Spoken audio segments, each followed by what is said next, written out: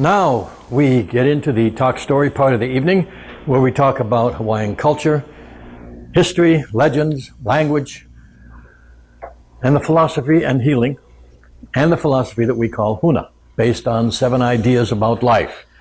That the world is what you think it is, there are no limits, energy flows where attention goes, now is the moment of power. To love is to be happy with, all power comes from within, and effectiveness is the measure of truth.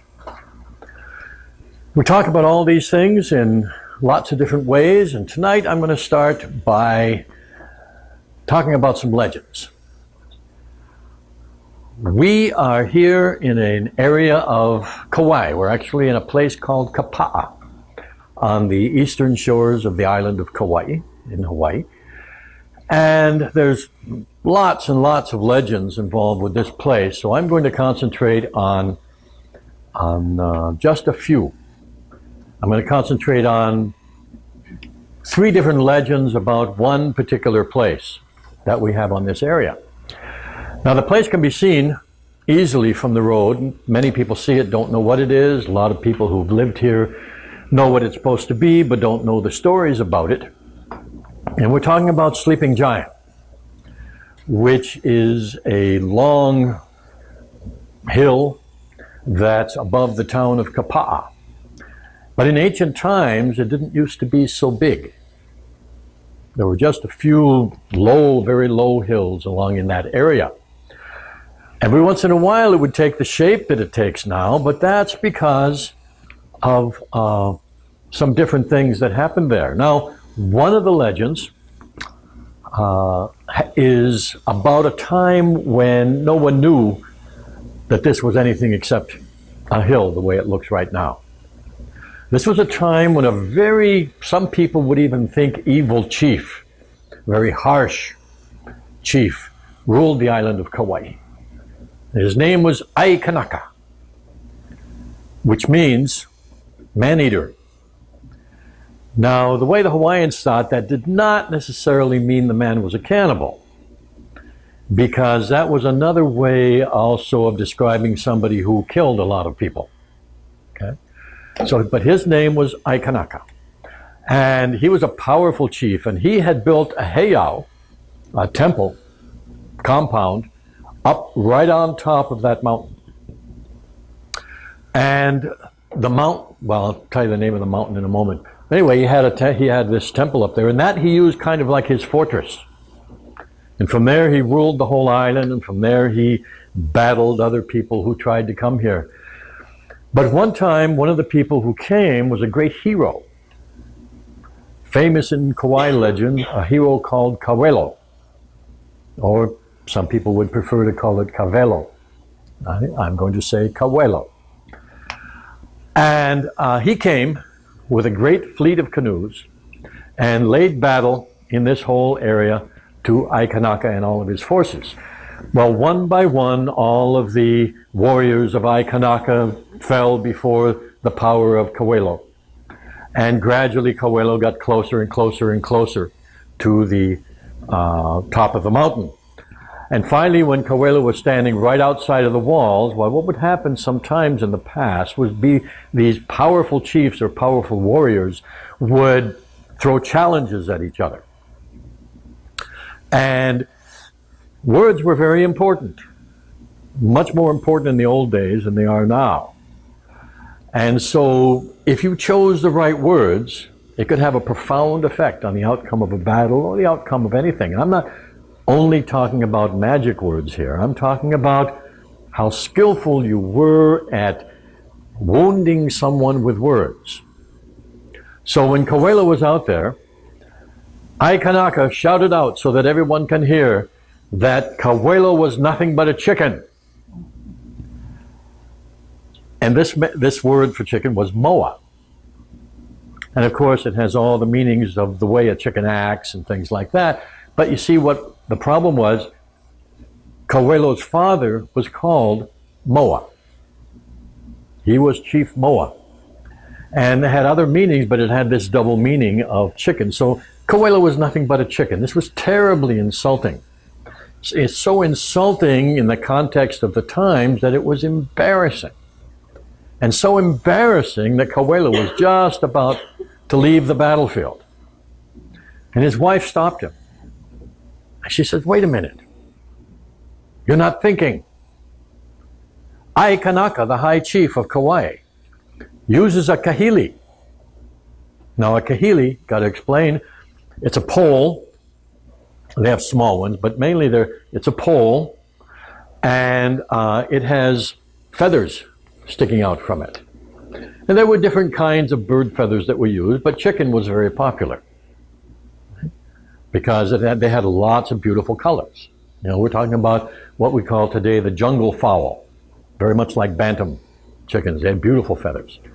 So anyway, there's chicken. However, and so Aikanaka, like any high chief, would have a very tall kahili to represent his rank.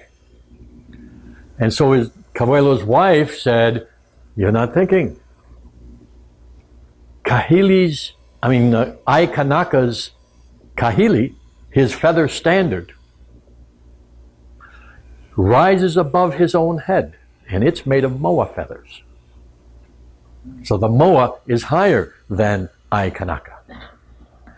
And so Kauailo took heart again. He got up there and he shouted out that the moa is taller and higher and therefore more powerful than Aikanaka. Now Aikanaka was so embarrassed by this that he left the fort, and some say he went to live in a place called Wahiwa down on the south shore. So he left the battlefield. Kauailo took over and became the king or the high chief of the island of Kauai.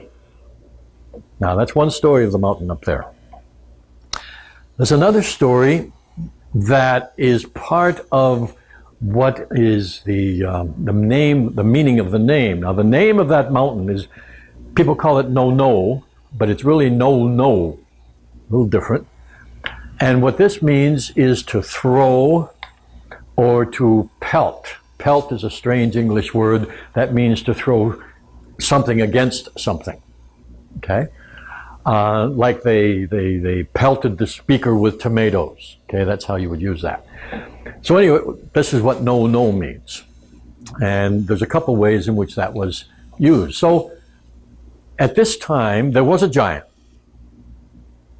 roaming around the land, but he hadn't roamed for a very long time. He was sleeping, and he had the form that you see there. And he used to sleep for so long that trees and bushes and stuff and soil would grow up around him. Well, this was a time when there was a great danger because the giant's name was Puni, by the way. An interesting name because it can mean to be surrounded, but it can also mean to besiege. And Kauai was being besieged by forces from Oahu. And they were out there besieging all the troops and the people here. And there were many Hunis living here at this time. And they were being overwhelmed. So finally somebody remembered that Puni was sleeping up there. So they got the biggest menahunis they could find, which really meant the fattest, okay, because they weren't very tall at the time. And they rushed up on top of his belly and jumped up and down to wake him up. And he woke up finally, and he got up, and they pleaded with him for help and offered him this fantastic feast if he would help. And so he said, oh, okay. And so he got up and he saw the fleets out there, and so he wandered out into the water, which came just about not even up to his knees off the shore here. And he had a big bundle of stones that he'd picked up from the beaches, and he started pelting the ships from Oahu with all of these stones. It sunk most of them. The rest of them gave up, sailed back, gave up the war. And so then when Puni came back, well, he didn't have anything else to do, so he just dropped the rest of his stones. They landed on villagers, and they landed in the taro fields, and they landed on huts and stuff, so that wasn't good. And then he stomped around, and he wasn't thinking. It was so big he didn't even notice, and sort of crushed things. And finally the Menahunis had to do something, so they said, okay, we have to have that feast that we promised.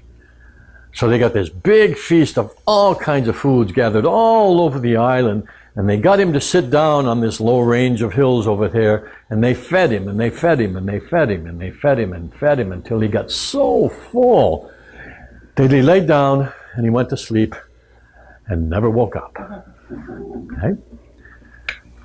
And there's a third variation that I'll tell briefly. In this variation, the name of the giant is Kanaka Nunui Moe, which means sleeping giant. Okay? Kanaka Nunui means a giant. Moe means to sleep. So Kanaka Nunui Moe rather. So, but this was a friendly giant. He slept a lot, but he was always sleepy, but he could stay awake maybe for 100 years at a time. Then he'd maybe sleep for 1,000 years. And so he wasn't around very much. But when he was around, he was very useful. He was very good. He was very good at, wherever he stepped, he would flatten the earth and create a big hole, and then the people would fill it with all the vegetable leavings and stuff and make compost, and then they'd plant bananas or they'd plant other kinds of stuff that they needed. So every time he had a footstep, why, that was a new opportunity for planting. And, he would help them in other ways if he could. If they needed a more place to plant that had to be flat, why, he'd sit on it. That would flatten it out, and then they'd have more land to cultivate. So he was a nice, friendly giant. Now, then one time, though, the king, and he sounds like that first one that we talked about, he was a very harsh king, and he gave an order to the people. He wanted a heiau built on top of the hills over here. And so he ordered the people to go out and get wood from the mountains around Waimea, koa trees, to build the structures that would go inside the heiau. He ordered them to get rocks from Kauai, big stones from the areas up there. And he ordered them to get pili grass from a place called Mana, way over on the west side. Well, the people were very upset. They'd have to leave their homes. Who was going to cultivate the food? The king would not hear any of that. So they went to the giant. And the giant says, well, that's not a problem. I'll do that for you. So he took a few strides over to Waimea and gathered some trees and brought them back. And he went over stepped a few more steps over to Mana and picked up the pili grass, just one sweep of his arm, and he got huge amounts. And then he's walked up to Kauai, just take a few more steps up there, got a great big arm full of boulders and brought them back down. Said to the chief, well, okay, where do you want the heiau? And chief was astonished, but happy that somebody was going to build his heiau. So he directed him, and the heiau was built, and the Kanaka Nunui did all of the work. And then when he was finished, then the king ordered a great feast, because now he'd done all this stuff and he'd been up a long time, and not 100 years, this was at the end of 100 years. And so he sat down on the low range of hills there, laid down after the feast and went to sleep. But he might wake up at any time. We're not really sure what the date was when he went to sleep the last time, okay? But he's sure to wake up if we ever need him again. Right? So that's the last story I have of sleeping giant here above Kapa'a.